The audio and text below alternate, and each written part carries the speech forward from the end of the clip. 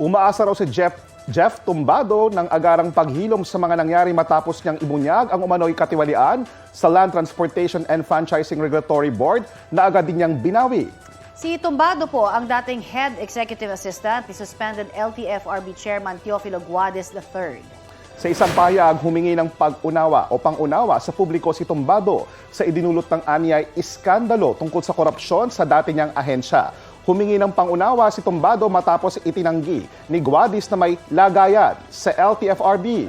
Ipinatawag na ng National Bureau of Investigation si Tumbado kahapon pero hindi po siya sumipot. Naghahanda raw kasi siya sa pagdinig sa Kongreso at naghahanap din ng bagong abogado.